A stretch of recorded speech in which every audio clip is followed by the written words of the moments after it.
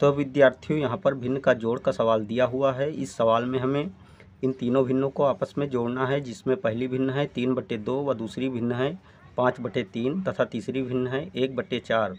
तो इन तीनों भिन्नों को आपस में जोड़ने के लिए सबसे पहले हम इनके हरों का लासा लेते हैं, अर्थात एलसीएम निकालते हैं, क्योंकि इन तीनों भिन्नों के हर असमान हैं।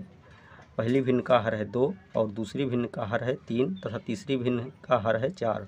तो यहाँ पर हम संख्या 2, 3 व 4 का एलसीएम निकाल लेते हैं। तो सबसे पहले हम इन तीनों संख्याओं को सबसे छोटी अभाज्य संख्या अर्थात 2 से भाग देते हैं।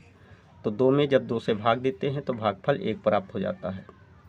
संख्या 3 2 से पूर्णतया विभाजित नहीं होती है, तो संख्या 3 को ऐसे ही उतार लेते हैं। और 4 में जब 2 से भाग देते हैं तो भागफल 2 प्राप्त हो जाता है।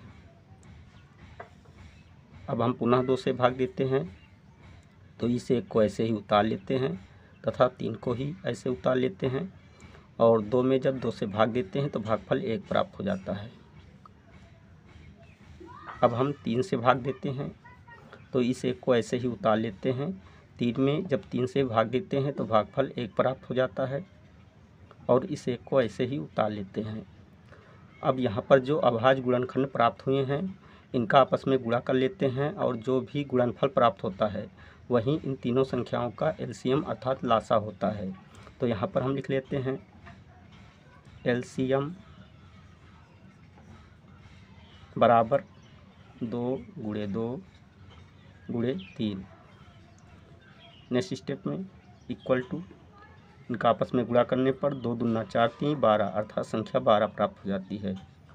तो हम कह सकते हैं कि इन तीनों संख्याओं का एलसीएम 12 प्राप्त हुआ।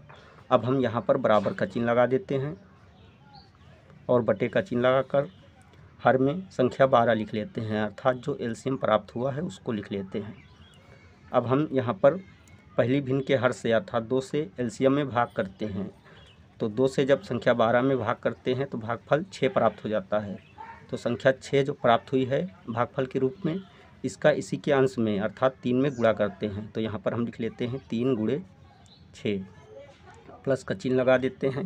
इसी तरह 3 से 12 में भाग करते हैं तो भागफल 4 प्राप्त हो जाता है। तो इसी के अंश में अर्थात 5 में 4 से गुणा करते हैं, तो 5 × 4 लिख लेते हैं प्लस का चिन्ह लगाकर। और जब 4 से 12 में भाग करते हैं तो भागफल 3 प्राप्त होता है। तो इसी के अंश में अर्थात 1 में 3 से गुणा करते हैं, तो यहाँ पर लिख लेते हैं 1 × 3। नेक्स्ट स्टेप में इक्वल टू 3 का 6 से गुणा करते हैं तो संख्या 18 प्राप्त होती है। तो संख्या 18 लिख लेते हैं प्लस 5 चौको 20 होते हैं तो संख्या 20 लिख लेते हैं। और 1 का 3 से गुणा करते हैं तो संख्या 3 प्राप्त हो जाती है। बटे में संख्या 12 लिख लेते हैं।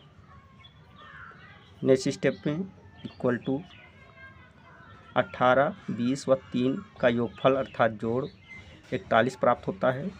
तो अंश में 41 लिख लेते हैं और हर में संख्या 12 लिख लेते हैं।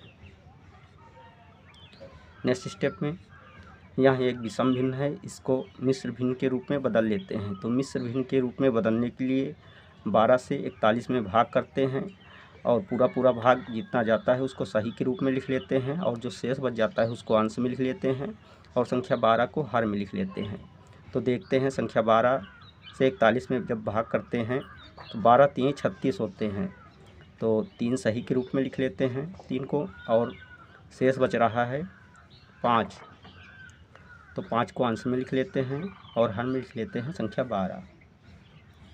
तो विद्यार्थी इस प्रकार इन तीनों भिन्नों को आपस में जोड़ने पर इनका जोड़ हमें 3 सही 5/12 प्राप्त हुआ।